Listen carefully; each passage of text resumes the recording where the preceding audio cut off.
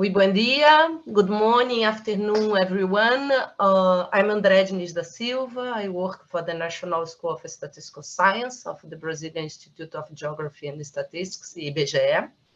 And I'm leading the UN Regional Hub for Big Data and Data Science in Brazil, serving Latin America and the Caribbean. This is really a great pleasure to be here to open this webinar. It's a webinar of a series. We name it Road to Festival de Datos, which will be held in Uruguay from 6 to 9 November this year. The Festival de Datos wants to connect people and communities in the data space, serving as a platform for announcing new and impactful collaborations to unlock investment and drive innovation. I will leave the link to Festival de Datos on the chat. Please visit, register, and participate. It's going to be in Uruguay once more in this first webinar of the series of 3 webinars. It's organized by the UN Regional Hub for Big Data and Data Science in Latin America and the Global Partnership, and with the support of ECLAC via Knowledge Transfer Network. The second webinar is going to be held in 6 September, and we will discuss the web scraping for price, the use of web scraping for price. Brazil and Chile will give us the pleasure to share their experiences with us. The third and the last one is going to be held in 11 October and will be held by us and with the Dominican Republic and Paraguay on the use of big data science for statistical production. After this short introduction, I will just give the floor to Rolando Campo, who is the current chief of ECLAC Statistics Division and will be the chair today. Rolando, you have the floor. Thank you.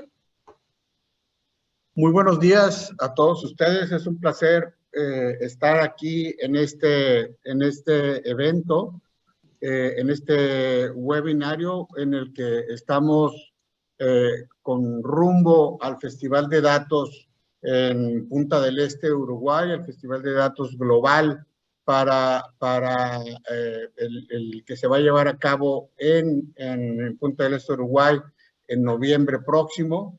Y como lo comentó Andrea, tendremos un webinario que tiene que ver con el Big Data para la estadística en América Latina y el Caribe, y con 2 presentaciones que tendremos sobre el uso de la observación de la Tierra para las estadísticas oficiales.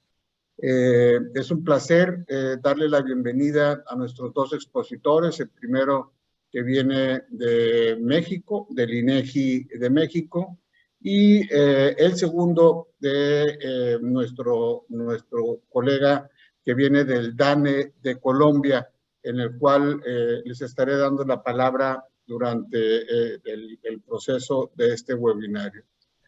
Antes de empezar, como todos ustedes saben, hay traducción al inglés en este video, en este webinario. Y sin más, yo le voy a pasar la palabra a nuestro amigo del INEGI, a Gerardo Esparza, que nos va a presentar su ponencia. Tendrá que ver con la integración geoestadística y cubo de datos para monitorear las prioridades nacionales. Luis Gerardo Esparza es licenciado en informática con maestría en gestión de datos geoespaciales. Actualmente es director general de la Dirección General de Geografía y Medio Ambiente del INEGI, y como director general adjunto de integración de información geoespacial, coordinó la elaboración de la cartografía nacional y el mapa digital de México, herramienta muy útil para México, en la cual se vierten toda la información y las capas geográficas que se compilan en el territorio nacional. En el ámbito internacional también participa en grupos de trabajo enmarcados en el Comité de Expertos de las Naciones Unidas sobre la Gestión Mundial de la Información Geoespacial, UNGGIM, que la semana pasada tuvo su reunión global en Nueva York con tremendos resultados y con una presencia de más de 78 países en el evento allá en Nueva York. Sin más, Luis Gerardo, yo te paso la palabra hasta por 15 minutos para que podamos dejar espacio para preguntas y respuestas. Luis Gerardo, tienes la palabra. Muchas gracias, Orlando. Antes que nada, a todos y todas que nos acompañan, bienvenidos a este webinario. Es un gusto para mí poder estar ahí con ustedes y compartir un poco de lo que estamos haciendo en México, en el INEGI, con estos temas tan interesantes. Agradecer, por supuesto, a los organizadores del evento y de parte de la doctora Graciela Márquez, presidenta del INEGI, les manda un saludo y que sea un éxito este webinario y los webinarios posteriores. Permítanme compartir la pantalla.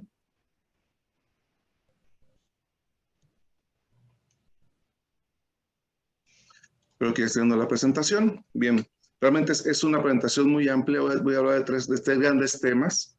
Van a ser tratados de manera general, pero es para que ustedes tengan una idea de cómo estamos abordando este tema en el INEGI.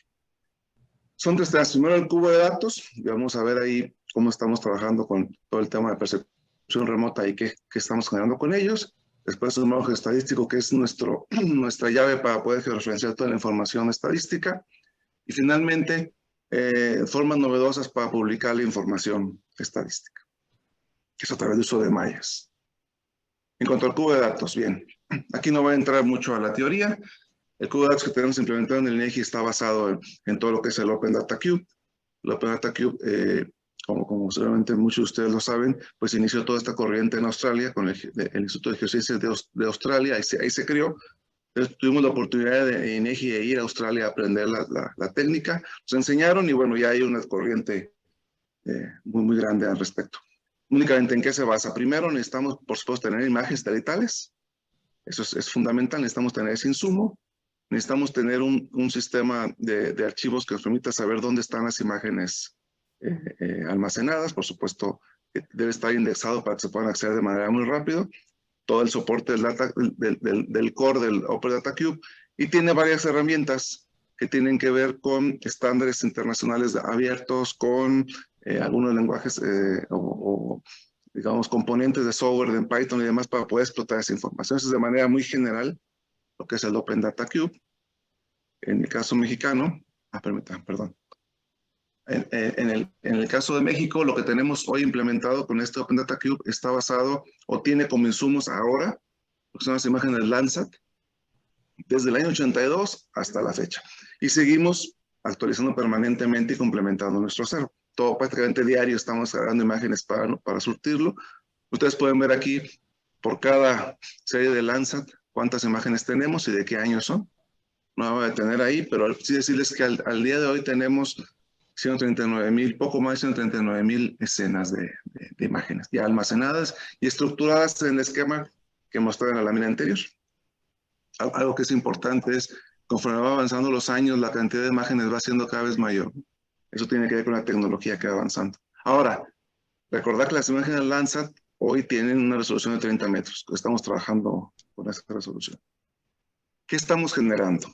Bueno, lo que estamos generando es, al día de hoy, tres principales productos, subproductos a partir del procesamiento de esa cubo de datos. Tenemos una geomediana, tenemos un índice de diferencia de vegetación, el NVDI, y tenemos uno de las observaciones de agua desde el espacio.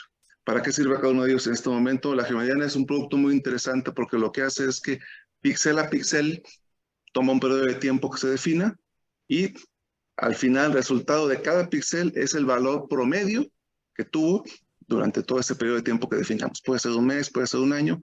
Nosotros lo que estamos generando ahora, ya tenemos publicado 3 versiones, si no me equivoco, es cada año estamos sacando una geomediana anual.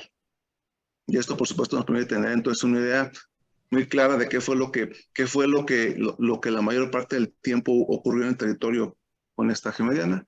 Tenemos un índice de diferencia de normalizada de vegetación. Es muy interesante, pues nos ayuda para, también tenemos publicado a nivel nacional y está disponible al público. Y podemos estimar, por ejemplo, la calidad, la cantidad o la calidad de la vegetación.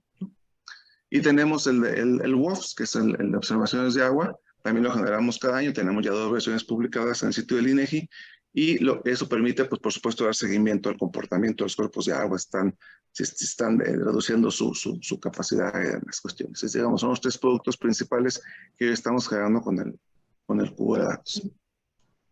Tenemos un uso potencial que estamos ahora analizando, es decir, como en el INEGI generamos, además de la estadística de la cartografía nacional, lo que estamos buscando es cómo podemos identificar con esas imágenes y usando el cubo de datos y todo el core de herramientas, identificar cambios permanentes en el territorio.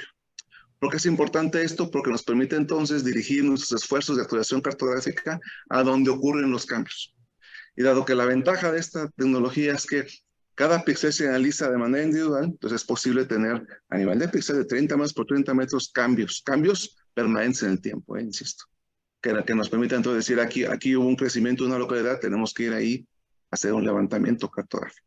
Eso es lo que estamos explorando ahora para en el futuro cercano poderlo ya incorporar en nuestra línea de producción. Ahora, eso que estamos generando, esas 3, digamos, primeros resultados del uso del cubo de datos que les mostré un momento, el GMediana, el WOF y el NBDI, cómo lo estamos implementando ya en programas de información regulares del INEGI. En primera instancia, estamos trabajando con una nueva versión de la serie de uso de suelo y vegetación a nivel nacional. La estamos generando, la versión actual tiene una escala de 250,000, es una versión a 50,000 y estamos aprovechando la geomediana y otra información, por supuesto, para la geomediana como base, para usando algoritmos de ciencia de datos, todo el tema de machine learning, todo el tema de redes neuronales, para poder, de manera, bajo esa tecnología, poder generar automáticamente nuestro uso de suelo y vegetación nacional a escala 50,000. Eso significa que vamos a incrementar la resolución de la escala actual en 6 veces. Es un gran salto y esto lo estamos publicando este año en nuestra primera versión. También en el tema de hidrología, y estamos analizando los cuerpos de agua y vemos varios temas ahí. Estamos usando el producto WOX como base para poder analizar ese producto. Y tenemos también una cartografía de suelo. Ahí usamos tanto la geomediana como el índice de vegetación para poder evaluar y sacar un producto nacional. Eso igual estamos trabajando. Entonces, lo que trabajamos con el cubo de datos y los análisis que estamos generando tiene una repercusión directa en productos que salen a través de un análisis directo del cubo de datos como la geomediana, el NBDI, pero también productos derivados que son de producción nacional y que se utilizan estos insumos. Básicamente eso es lo, y aquí tenemos un poco pues, lo que estamos hacia el futuro proyectando. Vamos a seguir usando el cubo de datos, vamos a explorar más, pero algún tema que es muy importante es que queremos sumar ya, estamos trabajando para incorporar imágenes Sentinel, que son ya a 10 metros, entonces la resolución pues es mayor, va a permitir identificar cosas a mayor detalle. Ahí el reto, por supuesto, es siempre el almacenamiento, ¿no? Es un reto importante porque se incrementa de manera muy sustancial cuando pasamos de 30 metros a 10 metros. Pues estamos trabajando hacia allá. Bien, ahora voy a dar un salto cuántico. Vimos un poco cómo estamos trabajando con las imágenes satelitales, cómo tenemos un cubo de datos, cómo generamos productos intermedios que nos permite generar después ya programas de información nacionales y regulares. ¿Qué tenemos para integración de información geoestadística? Bueno, tenemos nuestro mapa geoestadístico. No sé si alguno de ustedes lo habrán escuchado. Yo espero que sí, en diferentes reuniones y eventos que presentamos este producto. Es muy interesante porque realmente es un producto cartográfico. Es un producto cartográfico cuya intención es que tenga códigos. Cada objeto cartográfico que tiene este mapa geoestadístico tiene un código que es repetible a nivel nacional y que entonces permite que en ese espacio, con ese código, toda la estadística que se genera tanto en el INEGI como en otras unidades de estado fuera del INEGI pueda ser inmediatamente puesto en el espacio, en el territorio. Algo que hemos dicho es, por supuesto, es muy importante saber qué está ocurriendo, diferentes fenómenos sociodemográficos, económicos, pero hoy es igual de trascendente saber dónde está ocurriendo. Este mapa estadístico nos permite precisamente saber dónde ocurre. Es un componente muy, muy sencillo. Vamos a ver cómo está integrado y armado. Decirles nada más que nació en el 78, imagínense ustedes, ahorita van a ver cómo nació. Realmente era más un croquis que una cartografía, pero su fin siempre fue tener un elemento que permitía la estadística representada en el territorio, ¿no? En alguna forma en el territorio. En aquellos años 78, pues era muy incipiente la tecnología y se hacía, yo les digo, casi básicamente como croquis. Ha ido evolucionando y bueno, lo voy a mostrar cómo ha avanzado en el tiempo. Estos son los componentes del marco. Tenemos el apartado nacional, tenemos divisiones que le llamamos geoestadísticas estatales. No son necesariamente los límites políticos administrativos porque donde no hay una definición clara del límite estadístico político administrativo, bueno, pues el INEGI tiene que poner un límite con fines estadísticos. Por eso esos límites no son políticos. Donde sí está el límite político administrativo perfectamente definido, ese límite pasa a manejo estadístico. Entonces son límites geoestadísticos porque su finalidad es poder tener un espacio en el territorio donde poner esa información estadística. Y como ustedes pueden ver, pues tenemos desde los límites de los estados y podemos llegar inclusive a localidades y llegar hasta las manzanas, ¿no? Tenemos donde hay en las localidades urbanas o rurales amanzanadas, tenemos inclusive la manzana identificada y cada uno de estos elementos tiene un código único, irrepetible en todo el territorio. Y entonces de esta forma, con este código irrepetible podemos ubicar está un encuestador en el territorio levantando una encuesta o levantando un censo y puede perfectamente ese resultado de ese cuestionario ponerlo en el espacio donde corresponde. Ese es el código. Es lo que se habla un poco de la evolución, ¿no? En los 80, ¿en qué eventos se usó? Y ustedes pueden ver el nivel de detalle, ¿no? Mientras que en la década de los 80, nuestro máximo nivel era la localidad nada más, no había más detalle. Hemos ido avanzando en el tiempo y tenemos hoy, pues hasta inclusive frente de manzana para poder saber de qué número a qué número está en cada frente de la manzana. Hay una serie de cuestiones por ahí muy interesantes. Entonces, esta ha sido la evolución que ha tenido este producto a lo largo de los años. Entonces, es muy utilizado, insisto, porque toda la información estadística que se genera, ya sea por el INEGI o por las unidades de Estado, usan este marco para poder ubicar su información estadística en el territorio. Bien, ahora, ya hablamos de cuál es el producto que tenemos a nivel nacional para poder referenciar la información. ¿Y qué ocurre con la publicación? Porque es un tema también importante. ¿Cómo los datos estadísticos los ponemos a exposición de los usuarios? Y tenemos pues el método, digamos, tradicional que todo el mundo conoce, los mapas de coropletas o temáticos, donde a través de esto que le llamamos una malla irregular, que es el manejo estadístico, porque es una malla irregular porque son cuadrantes que tienen diferente forma, diferente tamaño, que responde a cómo está conformado el territorio en sus límites políticos administrativos. Bueno, como les comenté, lo más apegado posible. Y entonces, esta es la malla irregular, así publicamos el resultado del censo, ¿no? ¿Qué ocurre? Y aquí es un tema importante. ¿Por qué estamos explorando nuevas formas complementarias a ese tipo de representaciones? Aquí tenemos un mapa con la población, total de la población. Resultado del censo de población 2020. Los colores más oscuros pues, representan donde hay mayor población. Este es un mapa a nivel municipal. Les voy a pedir que se fijen en esta zona. Las zonas más oscuras pues, son donde hay más población. Aquí tenemos un municipio, aquí en Baja California, ¿no? Y entonces tenemos aquí aparentemente es un municipio muy poblado. Si vamos a nivel de municipal, a municipio, pues tenemos aquí municipios poblados.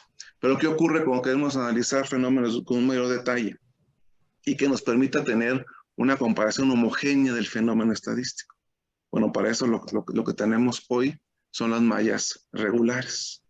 Pero de mallas regulares hay muchas implementaciones regionales, locales, inclusive nacionales. Y entonces lo que hicimos en INEGI es que nos pusimos a investigar todos esos elementos y encontramos que el Open Geospatial Consortium, que es un consorcio muy importante que genera estándares abiertos, pues trabajó y diseñó entonces un estándar que es el Discrete Global Grid System, el DGGS. Este estándar lo que establece es una malla mundial que lo que guardes en todo el globo terráqueo, digamos, tiles o cuadrantes regulares, de tamaño regular, y cuya denominación o clasificación no se repite en todo el globo. Entonces, esto permite una comparabilidad y una interpretabilidad a nivel global. Muy rápido, ¿cuáles son las tres implementaciones que se pueden hacer con este estándar? Pues el cuadrangular, un hexagonal y un triangular. Estos son, digamos, los tres que pueden tener. Cada uno, como ustedes pueden ver, pues cubre todo el globo terráqueo y tienen formas regulares. Nosotros hicimos investigaciones y adoptamos el cuadrangular, que es este estándar, que es una proyección que se conoce como R-HELPIX. No es una proyección nueva, es una proyección que ya se usaba sobre todo en ciencia, en la investigación de alto nivel, con matemáticas muy avanzadas. Y es una proyección muy interesante porque lo que hace es que el globo terráqueo lo cubre en un cuadrángulo, así en un cubo, y entonces lo que se proyecta en ese cubo después se despliega en el territorio ya en un mapa, en una forma. ¿Sí? Ustedes pueden ver esto, es digamos la proyección, cuando si ponemos el globo terráqueo en un cubo, esto se proyecta y cada una de estas partes son entonces las primeras celdas del primer nivel, para a partir de ahí poder hacer una desagregación a nivel de celda. ¿Cómo guardan la comparabilidad? Bueno, cada celda se puede dividir en nueve celdas. Cada una de las celdas va teniendo, como ustedes pueden ver, una clarificación, y a su vez son 9 celdas, y cada nivel va teniendo ese detalle, siempre tiene esa correspondencia. Entonces podemos llegar del nivel mayor al nivel menor siguiendo esa relación. Y puedo ir o venir en esos niveles sin ningún problema de presentar información. Aquí tenemos ya nosotros, como decía en México, ya adoptamos, ya tenemos generada la malla del nivel 4, que es representativa para el país, hasta un nivel 9. Ya no llegamos al nivel 10 porque ya empezaríamos a tener problemas de confidencialidad de la información. Aquí tenemos una celda.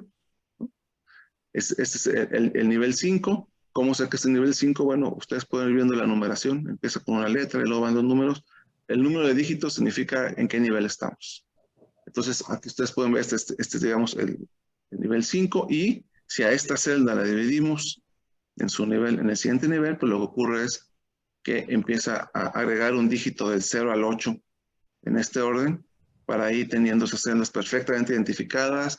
Por eso es posible llegar desde el nivel mínimo hasta el nivel más desagregado o viceversa, hagas esta clarificación. Cada celda tiene un espacio prácticamente el mismo, e insisto, y es a nivel global. Entonces, la interoperabilidad es muy sencilla. ¿Qué hemos hecho? Bueno, ya tenemos procesados en la malla 2 censos, el censo de población 2020 y el censo económico 2019. Estamos por trabajar el año que entra el censo económico 2024 y también va a ir a la malla. Aquí tenemos ya en este nivel 5 la población. ¿Se acuerdan que les comenté de este espacio? Bueno, aquí en este municipio se veía todo el municipio pues con ese nivel de población. Bueno, ya cuando vamos a un nivel de malla, a áreas homogéneas, entonces nos damos cuenta que sí, en este municipio pues se concentra en esta población, en esta área está concentrada la población. Entonces, para algunos análisis que requieren una proyección muy alta, bueno, este tipo de representaciones permiten ubicar un fenómeno de una manera mucho más precisa en el territorio. Esto es lo que tenemos, este es, digamos, el mapa de población a nivel 5 de la malla, y lo que ya también, como les decía, ya trabajamos población y censo económico, y lo que hemos puesto es para cada cuadrante, pues digamos una especie de caracterización. Entonces podemos saber para cada celda, como en este caso, que es una celda de nivel prácticamente 8, tenemos esta celda y podemos saber en esta celda cuánta población hay, cuántos hombres, cuántas mujeres, cuánta población de 60 años y más, el total de viviendas, pero también total de unidades económicas, que son los comercios, los negocios, total de unidades económicas, pero cuántas son de esas 76, cuántas son tiendas minoristas, cuántas cafeterías, heladerías, servicios educativos, y lo que ustedes quieran, todas las variables del censo de población y del censo económico están puestas acá. Y entonces se puede tener una caracterización muy importante de cada una de esas celdas. Y como les comentaba, probablemente para hacer un análisis espacial, geoespacial o geoestadístico, pues tiene un potencial muy grande. Ya tenemos publicado en el sitio del INEGI hoy la malla como infraestructura, es decir, la malla ya con todo su desglose de cuadrantes, documentos metodológicos de cómo se genera, de por qué se genera, y estamos próximos este año en publicar ya esta malla que estamos viendo aquí, ya con un visor geográfico, ya con un sitio específico para la malla. Este año lo vamos a publicar y va a ser la primera publicación de estadística en esta malla, y los subsecuentes censos que se vayan elaborando van a ser ya publicados también. Además de mapa estadístico, insisto, no lo suple, lo complementa. Además de mapa estadístico, también lo estamos publicando en esta malla. Pues ya por mi parte todo, les agradezco y quedo a sus órdenes. Muchas gracias, Luis Gerardo. Creo que, como siempre, pues el INEGI, con la fortuna de tener la estadística y la geografía en una misma institución, pues permite llevar a cabo todo este tipo de procesos y vincular los marcos y los avances que dentro de la parte geoespacial, como lo había comentado, pues cómo vincular la integración de la información estadística y geográfica, y que es un tema que se debe impulsar fuerte dentro de América Latina y el Caribe, y desde CEPAL pues estamos buscando cómo hacer este impulso. Felicidades por este tema de las mallas. Creo que hacia el final pues esto puede tener grandes avances. Permítanme pasar con el siguiente expositor del DANE de Colombia, que nos acompaña, Carlos Alberto Durán Gil, y su ponencia tiene que ver con el uso de observaciones de la Tierra para el seguimiento de los indicadores de los Objetivos de Desarrollo Sostenible. Carlos Alberto es coordinador del Grupo Interno de Trabajo de Investigación y Desarrollo de la Dirección Técnica de Geoestadística en el DANE, en el Departamento Administrativo Nacional de Estadística de Colombia. Él es ingeniero catastral y geodesia de la Universidad Distrital Francisco José de Caldas en Bogotá. Es especialista en análisis espacial de la Universidad de Colombia. Cursó una maestría en estadística aplicada en la Universidad también de Santo Tomás en Bogotá, y sus trabajos están enfocados en la investigación y que abarcan el análisis y modelado estadístico espacial y la geovisualización en temáticas sociodemográficas y económicas. Los avances también que el DANE de Colombia tiene, pues están enfocados, y qué bueno que nos acompaña Carlos Alberto en este evento. Carlos Alberto, tienes la palabra hasta por 15 minutos. Adelante. Claro que sí, muchas gracias. De antemano agradecerle a la organización la invitación a este evento. Voy a compartir la presentación, permítanme un momento. Creo que ya se está viendo. Entonces, la presentación que vamos a hacer desde el DANE está enfocada en el uso de observaciones de la Tierra para el seguimiento de indicadores ODS.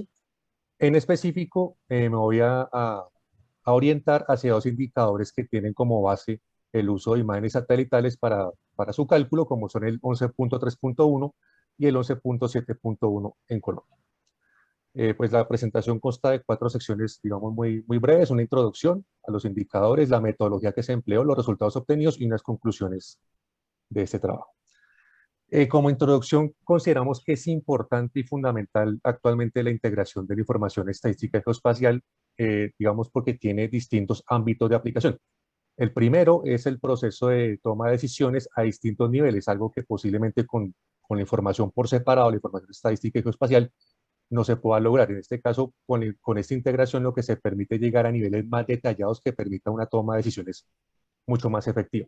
En segundo lugar, que es lo que nos atañe en esta presentación, es la medición y monitoreo de las metas e indicadores de los Objetivos de Desarrollo Sostenible, los ODS. A su vez, la integración de esta información permite el intercambio de datos entre instituciones. Sabemos que en muchos países la oficina de estadística es separada de la oficina de información geográfica. Por lo tanto, esta integración permite el intercambio de datos entre las distintas entidades. También vamos a generar nuevos conocimientos y relaciones entre datos, algo que con la información por separado posiblemente no lo vamos a obtener. Esta nueva información, este nuevo conocimiento, este valor agregado, digamos que se potencializa a partir de la integración de estas fuentes de información. A su vez, vamos a promover la inversión y el desarrollo en capacidades. ¿Por qué? Porque se siguen generando como nuevas metodologías que están muy orientadas y enfocadas a la integración de estas dos fuentes, y por supuesto examinar nuevas fuentes que cada vez van saliendo de manera recurrente y robusta para emplear ya sea en el cálculo de indicadores ODS o en determinación de otro tipo de información y valor agregado. Algunos beneficios clave de emplear observaciones de la Tierra, principalmente en las oficinas de estadística para el cálculo de indicadores ODS. El primero, pues la posibilidad de derivar indicadores que de otra forma no serían fáciles de calcular. Digamos que a partir de las iniciativas que tiene la ONU y los grupos de integración de información, se ha descubierto que hay unos indicadores que requieren sí o sí el uso de información geoespacial integrada con información estadística, como los que vamos a ver a continuación. A su vez, pues sabemos que la información estadística pues, se levanta a partir de forma masiva en censos, que no son, digamos, de levantamiento común, no son de levantamiento, digámoslo así, de manera seguida, sino pues que obedece más bien al levantamiento a partir de encuestas que tiene una representatividad mucho menor que la que tendría un censo. Entonces la información geoespacial entra a apoyar esta, digamos, como esta proporción de datos, ¿cierto?, de una mayor cobertura y que a su vez tenga una mayor desagregación. Y por supuesto, con la integración o con el uso de observaciones de la Tierra o imágenes satelitales u otras fuentes de información espacial, se puede llegar a un desglose o un detalle, digamos, mucho más específico de los indicadores, digamos, asegurando que estos indicadores sean orientados espacialmente y que se permita tomar las decisiones o llevar a las acciones de una forma más focalizada, si lo comparamos a tener resultados a un nivel nacional o regional. Ya entrando en materia respecto a los indicadores que les vamos a comentar en esta presentación, pues el primero mencionar que el objetivo 11 está orientado principalmente a las ciudades, a lograr que los asentamientos sean inclusivos y seguros, resilientes. Entonces este es un indicador que está orientado a este entorno ciudad. Pues al hablar de ciudad estamos hablando ya de una escala mucho más detallada, ¿cierto? Si lo comparamos con otros indicadores ODS.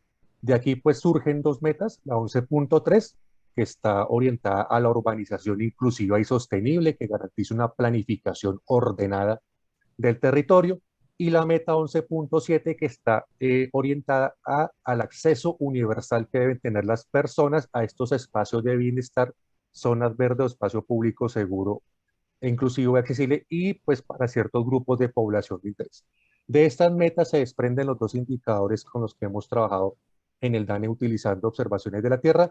El primero, el 11.3.1, que es la relación o el cociente o la razón entre la tasa del consumo del suelo y la tasa de crecimiento de la población, y el indicador 11.7.1, que es la proporción de la superficie construida que se usa como espacio abierto de uso público para todos y que está desglosado por unos grupos de población de interés. Para estos indicadores hay un organismo custodio que es el que define como tal la metodología general como la cual se puede calcular, en este caso es ONU Habitat, el organismo custodio de estos indicadores, y los indicadores ODS tienen unos niveles como unas tipologías dependiendo de su desarrollo. En este caso estos dos indicadores están en el nivel 2, lo que significa es que ya tiene una metodología clara, digamos, ya hay un metadato establecido, hay un proceso que se puede llevar a cabo, pero los datos no son producidos regularmente por los países, principalmente pues porque de cierta forma estamos entrando en esta materia de poder implementar nuevas fuentes de información que permitan llegar al cálculo de estos indicadores. En este sentido, ya entrando en materia respecto a lo que hicimos en Colombia para el cálculo de los indicadores, pues estos dos se calcularon sobre un universo de ciudades, y aquí pues también hago una acotación, y es que nosotros determinamos lo que es el universo de ciudades a partir de una metodología estándar internacional definida por la Comisión Europea, definida por la FAO, y que la ONU ya ha dispuesto que se implemente, que es la metodología del grado de urbanización o de GURB, por sus siglas en inglés. Esta es una metodología que, basándose en medidas de tamaño y densidad de población, determinaría cuál es el universo de ciudades en cada país y haría que sean comparables los resultados, digamos, de indicadores entre los países. En nuestro caso, en Colombia, este universo determinó 68 ciudades, y para el cálculo de este indicador 11.3.1, que es en un periodo de 2015 a 2020, se hizo sobre 63 ciudades que contaban principalmente con imágenes satelitales de buena calidad.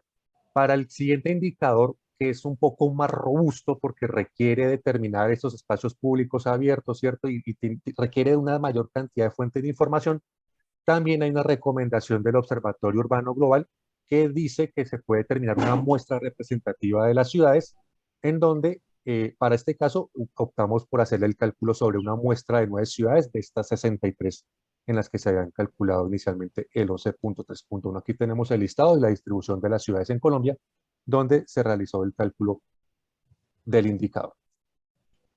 Los insumos para el cálculo de los indicadores, entonces tenemos para el 11.3.1 las proyecciones de población. Sabemos que el indicador es un cociente entre el consumo del suelo y el crecimiento de la población. Aquí pusimos las proyecciones derivadas tanto del censo 2005 para obtener datos en 2015 como del censo 2018 para obtener datos en 2020. La delimitación de lo que es área urbana para pues, ser consistente con nuestra visión política, la que está establecida en el marco geoestadístico nacional, y como imágenes satelitales utilizaron las imágenes Landsat 8 de 30 metros para el año 2015 y Sentinel-2 de resolución 10 metros para el año 2020. Esto porque no se usaron Sentinel-2 en ambos periodos porque Sentinel-2 se liberó para uso del público a partir del año 2017, por eso debimos usar Landsat 8 para el año 2015. En el caso del 11.7.1, pues nos damos cuenta que hay una mayor cantidad de fuentes de información. Tenemos los grupos de población de interés a partir de la georreferenciación del más reciente censo en Colombia, el 2018. También tenemos nuestra división de manzanas censales del marco geoestadístico, los sitios de interés del marco geoestadístico, información catastral y cartografía colaborativa para poder determinar qué espacios públicos abiertos, digamos, eran como tal públicos, de acceso abierto, no que fueran espacios privados. Y aquí, como es un indicador calculado en el año 2018, pues se utilizaron las imágenes satelitales Sentinel-2 de esa misma vigencia. Aquí, pues, vemos un flujo de procesos en los cuales partimos del mismo proceso para ambos indicadores, solo que pues ya dependiendo del objetivo, pues ya comenzamos a derivar los resultados para cada uno. Entonces, lo primero es la selección de la zona de estudio, la selección de imágenes satelitales, digamos que generar el tema de descartar o generar las máscaras de nubosidad, pues para tener la parte de la imagen, digamos, de mayor visualización. En ese sentido, si la imagen es de Sentinel-2, entonces simplemente pasamos a calcular los índices espectrales. En el caso de que la imagen sea Landsat, que fue para el cálculo del primer indicador, se hace un proceso, en este caso se llama pan-sharpening, que lo que hace es llevar la resolución espacial de la imagen Landsat, que es de menor resolución, a la de mayor resolución. Entonces, con eso ya homologamos la resolución de ambas imágenes y poder hacer la comparación de resultados en los dos periodos. Aquí ya se hace un proceso pues un poco más técnico de muestras de entrenamiento, aplicación de un método Random Forest que es posiblemente de los más usados en aprendizaje automático para clasificación de imágenes. Si esta clasificación es adecuada, entonces hacemos esta clasificación de las tipologías a partir de Gurba y para cada uno de los indicadores obtenemos los resultados específicos. En el caso del consumo del suelo, pues la obtención del área construida en la ciudad para el 2015 y el área construida para 2020 y el cálculo de las tasas e indicadores como lo define el METAD. En el caso del 11.7.1 se obtienen los espacios públicos a partir de la información oficial, los complementamos con estas fuentes alternativas, de importante el uso de OpenStreetMap, que se ha convertido en un insumo bastante, digamos, importante y de relevancia, ¿cierto?, por su capacidad de actualización. Obtenemos las calles y hacemos ya el cálculo del indicador también con las fórmulas establecidas en el METAD. Aquí pues destacar el algoritmo empleado, el algoritmo de Random Forest, que es un algoritmo de clasificación supervisada que permite como dividir la clasificación en varios árboles, en varios entrenamientos, ¿cierto? Obteniendo como una mejor exactitud para la detección de zonas urbanas. La clasificación se realizó mediante unos polígonos en donde los cuales se toman muestras de entrenamiento, 70 para entrenamiento y 30 para validación, y se hacía una clasificación, la cual era válida a partir de los indicadores de exactitud temática y la matriz de confusión que se emplea generalmente en los métodos o en los modelos de clasificación derivados de aprendizaje de máquina o de machine learning. Aquí vemos las fórmulas para el cálculo del indicador. Estas fórmulas ya están definidas en los metadatos dados por un hábitat. Entonces, se calcula la tasa de crecimiento de la población, tomando en cuenta pues, los dos periodos de interés, 2015 y 2020. Se calcula ese consumo del suelo. Nuevamente, a partir de la clasificación se determina el área construida en 2020 y 2015. Y luego se hace el cociente entre estas dos tasas para obtener esta tasa de consumo del suelo.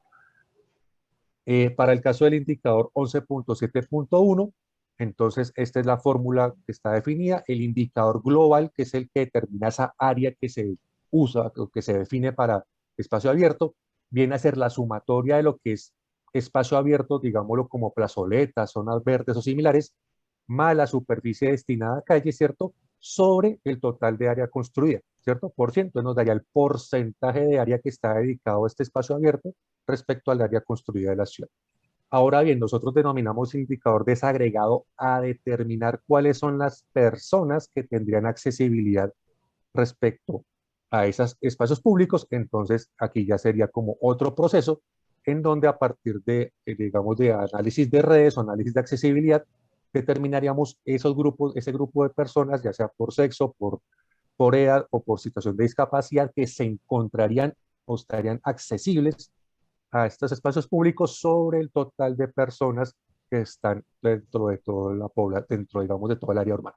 Estas son las fórmulas generales con las cuales hacen el cálculo de ambos indicadores y nuevamente eso está pues definido en los metadatos de cada uno de los indicadores.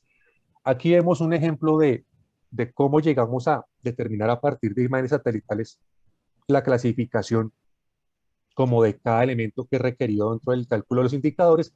Esto para la ciudad de Cali en Colombia. Entonces primero se genera un mosaico de imágenes, ¿cierto? Pues, un mosaico de medianas que permite ver, digamos, la construcción de estas imágenes alrededor sobre esta ciudad. Luego se hace la clasificación inicial que nos mostraría más o menos lo que sería como suelo construido, suelo no construido y cuerpos de agua, que es lo que vemos más o menos en los diferentes tonos. Y luego aplicando la metodología de Gurba es lo que nos determinaría esa área de contexto, ¿cierto? Esa área con la cual haríamos el cálculo del indicador, que es lo que está aquí, se muestra como en este color café claro, viene a ser el área urbana, ¿cierto? El área construida propia para la ciudad de Cali. Luego, pues determinamos o ya definimos cuáles son las zonas verdes o ese espacio público abierto, ¿cierto? De la ciudad, el espacio destinado a vías y estos dos espacios son los que se suman para determinar lo que es espacio público abierto. Con estos dos espacios se determinan las áreas de accesibilidad, ¿cierto? Que tendrían las personas, en este caso está definida por que estén a menos de 400 metros caminando de este espacio público, ¿cierto? Y con esto se hace una sobreposición sobre la georreferenciación del censo y se determinaría el porcentaje de población que estaría servido o que tendría acceso a los espacios públicos de uso abierto. Aquí vemos el mismo ejemplo para la ciudad de Medellín, ¿cierto? Nuevamente nuestro mosaico de imágenes, luego la clasificación inicial de lo que es suelo construido, bueno, zonas construidas, zona no construida y cuerpos de agua. A partir de allí la aplicación de la metodología de Gurba para determinar qué es propiamente el área construida que tiene la ciudad. Las zonas verdes, nuevamente tomadas ya sea de información oficial, ya sea información de sitios de interés, digamos, del marco estadístico, información catastral, complementada con OpenStreetMap, el área destinada a vía, ¿cierto? Y determinación de las áreas de servicio con las cuales haríamos la accesibilidad o determinaremos qué porcentaje de personas tendrían accesibilidad a estos espacios abiertos de uso público. Aquí vemos ya a manera de ejemplo en mapas los resultados que obtuvimos para algunas de las ciudades con el ODS 11.3.1 y lo que tratamos de resaltar es esa comparación del consumo del suelo en una vigencia respecto a la otra. En el color claro vemos que es el consumo del suelo que se tenía para esta ciudad en el año 2015 y con el color rojo viene a ser el consumo del suelo para el año 2020. Entonces lo que vemos es que esa es una sobreposición de capas y se va encontrando cómo ese consumo del suelo se va dando principalmente como en las periferias de la ciudad, ¿cierto? Se va viendo cómo se aumenta la urbanización en las ciudades si lo comparamos en este periodo 2015-2020. Ya con el indicador, con el número que nos arroja el indicador, determinamos si ese consumo es, digamos, estable o si es un consumo un poco desmedido o si en realidad no hay tanto una expansión de ese consumo, sino posiblemente hay un fenómeno más de densificación. Aquí vemos para cinco ciudades que están dentro de este universo que se empleó para su cálculo. Y aquí está en orden descendente el cálculo del indicador, donde vemos que de manera general la gran parte de las ciudades se encuentran en ese intervalo de 0 a 1. Digamos que ese es el intervalo que recomienda ONU Habitat como intervalo de control, de que el crecimiento de del suelo está acorde al crecimiento de la población, es un crecimiento, un consumo, digámoslo así, controlado, un consumo sostenible, pero si este indicador supera el valor de 1, ya estaríamos hablando de que las ciudades tienen un crecimiento más desbordado en la parte urbana respecto a su crecimiento de la población. Pues acá vamos a una ciudad, ¿cierto?, donde podemos encontrar crecimientos superiores a 2. Aquí hay una ciudad como Barranca Bermeja, que se la mostré en una imagen anterior, que tiene un consumo mucho mayor a 5. Entonces, esto ya orientaría a los tomadores de decisiones para tomar medidas, ¿cierto?, respecto a garantizar ese crecimiento sostenible. También encontramos casos donde como hay un crecimiento de población negativo, esto puede pasar, o sea, que las proyecciones de población, digamos, van a la baja. Entonces, en este caso había 2 ciudades donde el indicador pues dio negativo. Y si tomamos este universo y hacemos el cálculo, ¿cierto? O sea, calculamos el valor a nivel nacional, nos daría que el indicador sería de 0.436, lo que estaría dentro del rango, digamos, definido por ONU Habitat como un rango estable de crecimiento. No obstante, ya para temas de focalización, nos damos cuenta que de cada ciudad habría que comenzar a evaluar ese comportamiento, principalmente en aquellas donde ese consumo está por encima del valor de 1. Para el siguiente indicador, como les decía, se calculó sobre una muestra de ciudades, que son las que ustedes ven aquí en el listado, y lo que hacemos es una sumatoria de áreas para luego hacer una división entre ellas. Entonces vemos como el espacio público que calculamos con el DANE, más el espacio público que obtuvimos con OpenStreetMap, una fuente que nos sirvió de mucho para complementar la información, más el área de vía, ¿cierto? Todas estas 3 columnas sumarían lo que es el área de espacio público abierto, que se divide, ¿cierto?, respecto al área urbana de cada ciudad, y nos daría ese indicador global de porcentajes de espacio público, porcentaje de área que es dedicada a espacio público. La recomendación... Carlos, ¿señor? quisiera, si podemos ya ir terminando para Perfecto. poder tener espacio para preguntas y respuestas cuando si puedes acortar. Gracias. Perfecto, listo. Entonces, gracias. Ya no me demoró 2 minuticos. Entonces vemos que aquí los indicadores están entre el 23 y el 45%. ONU Habitat recomienda que el porcentaje mínimo sea el 30%. Entonces vemos nuevamente que hay ciudades que lo cumplen, otras que no lo pueden cumplir. Aquí estaría el porcentaje de población que estaría accedida a esos espacios públicos. Vemos que en algunas ciudades es menor del 70%, en otras supera el 90%. Entonces, nuevamente, cómo la desagregación permite ver casos muy particulares que deberían ser atendidos pues, para temas de lograr las metas del monitoreo de los ODS. A nivel nacional se destacaría que sobre el 80% la población podría estar accediendo a estos espacios públicos de uso abierto. Y ya para concluir, entonces vemos cómo actualmente con la gran variedad de información de imágenes satelitales de acceso abierto, es posible realizar el cálculo de estos indicadores, aunque estas imágenes son de baja y media resolución, es posible llegar a tener indicadores, digamos, de una buena precisión, ¿cierto? Porque pues con estas resoluciones podríamos llegar a hacer este tipo de cálculos. Los algoritmos de clasificación de Machine Learning también se están empleando de manera muy recurrente y permiten llegar a clasificaciones mucho más precisas. Digamos que esto es también una recomendación técnica que hacemos desde el DANE. La integración de información estética y geoespacial pues simplemente es fundamental para el monitoreo de indicadores ODS, y a partir de las recomendaciones que tiene ONU Habitat, nosotros en Colombia vamos a proceder a actualizar los indicadores, ¿cierto?, a partir de lo que ya se ha modificado en las metodologías y con las nuevas fuentes de información que tenemos disponibles. Esperamos ya a partir de este año comenzar a hacer esa actualización. Y muchas gracias por el espacio. Muchas gracias, Carlos. Carlos, tenemos pocos minutos para las preguntas. Excelente tu presentación y la forma en cómo se están utilizando los datos y las imágenes satelitales para este tema. Tenemos algunas preguntas que me voy a ir directo al... tengo aquí una colega para Luis Gerardo. Voy a pasar las preguntas que tengo para Luis Gerardo, al menos si ya después me dice si me faltaron algunas, Andrea. Pregunta María Chica si el nivel 5 de detalle se pueden bajar los datos. También María pregunta si en la presentación GRID se aplican criterios para asegurar la confidencialidad de los datos. Y Stephen Howe pregunta, ¿van a combinar la malla con los datos satelitales? Por ejemplo, el promedio de NDVI por cada celda. Esas serían preguntas. Luis Gerardo, adelante. Gracias. Primera pregunta de María Chica. Sí, no nada más en nivel 5, o sea, puedes cargar la información de todos los niveles que estén publicados, sin problema. Y va ligada con la siguiente pregunta, donde dicen que se aplican criterios de confidencialidad de la información. Sí, sí los aplicamos. De hecho, para poder publicar en la malla, hicimos un ejercicio muy fuerte con los colegas de estadísticas para revisar varios escenarios y ver dónde no hubiera alguna posibilidad de estar violando esa confidencialidad de la información. Entonces, el resultado de ese análisis muy profundo fue llegar a nivel 5, a nivel 10, perdón. Si nos íbamos a nivel 11, ahí teníamos problemas. Entonces decidimos irnos a nivel 10, y lo que tenemos claro es que dependiendo del evento censal, el nivel va a ser diferente, ¿eh? Puede que haya algún evento donde el nivel 7 o el nivel 6 sea el máximo y hasta ahí va a llegar.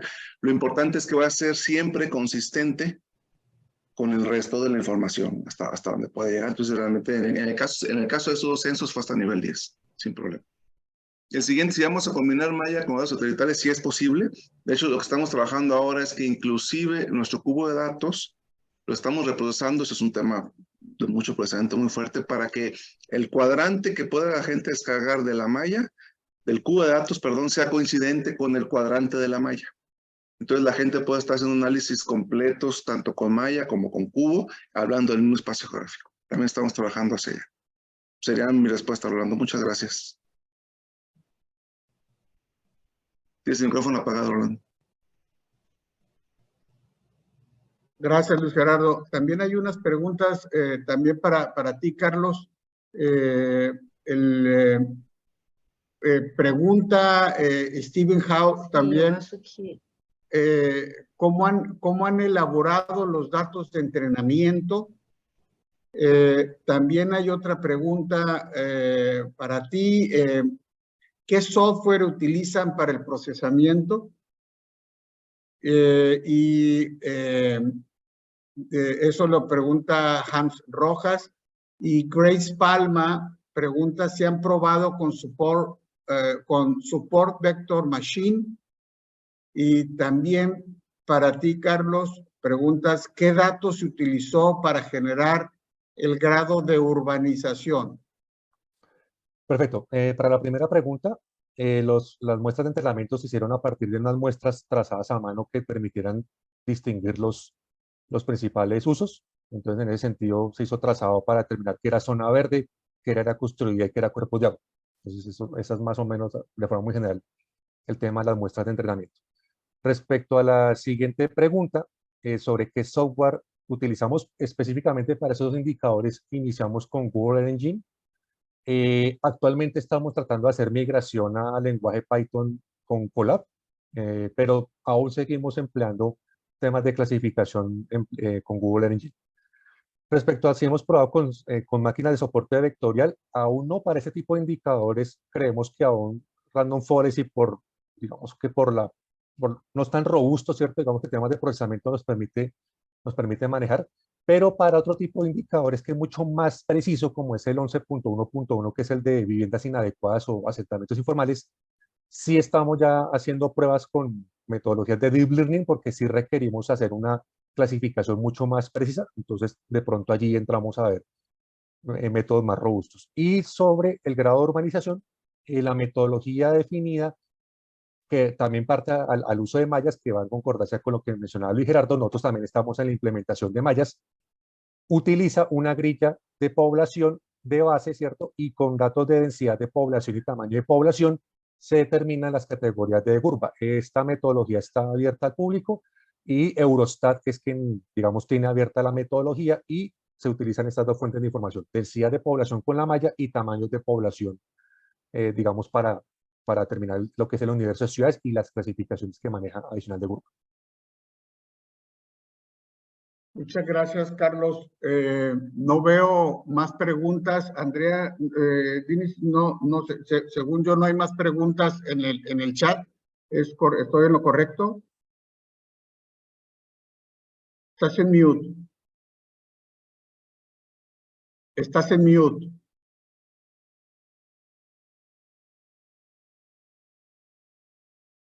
We don't hear you.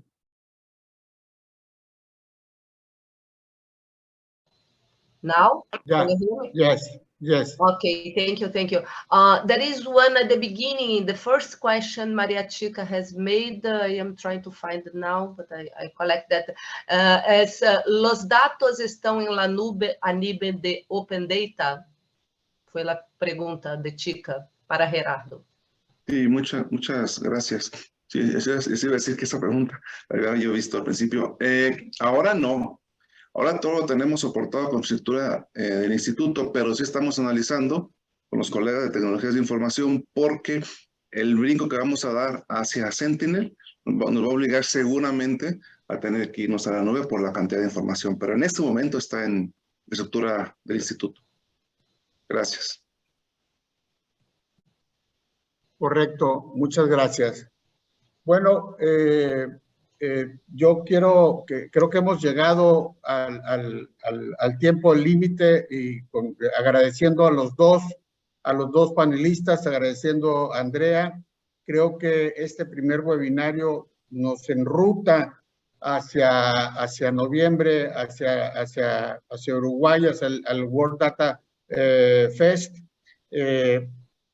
Y creo que tiene mucho, la información que pudimos visualizar tanto de México como de Colombia nos da muchísimas ideas de cómo poder trabajar en conjunto con el grupo de Big Data que coordina Andrea Diniz en ese sentido. Nosotros desde CEPAL estamos muy interesados y estamos buscando cómo vincular cada vez más y más la información. De hecho, acabamos de tener hace un par de semanas ya una buena noticia de una posible colaboración con el Centro de Operaciones que Copernicus está instalando en Chile, con la Universidad de Chile, y vamos a poder trabajar ya en 3 temas que para nosotros son fundamentales para la región, para América Latina y el Caribe, con lo cual vamos a tener toda esta información europea para temas de uso de suelo, para temas de costas y mares, para temas de costas, que es un tema fundamental para el Caribe, pero también para las costas de toda América Latina, y para ciudades. Entonces, estamos trabajando en ese proceso de colaboración para poder conjuntar toda esta información, bases de imágenes satelitales, poder hacer construcción de todo lo que viene en todo este proceso para dar fundamento a los objetivos de desarrollo sostenible y poder generar cada vez más y más indicadores que sirvan a los países y a la región. Yo, sin más, Andrea, no sé si tú quieres hacer algún comentario final. No, just thank you, Luis Gerardo, thank you, Carlos, and thank you, Orlando, for being here and for sharing this first webinar, and hope to see you all at the next webinar. So have a good day. Gracias. Solamente comentar que tuvimos 180 participantes en este primer webinario y esperamos verlos en el próximo webinario. Muchas gracias a todos y que tengan un excelente día. Gracias y hasta la próxima. Gracias, hasta luego. Gracias, que se ven.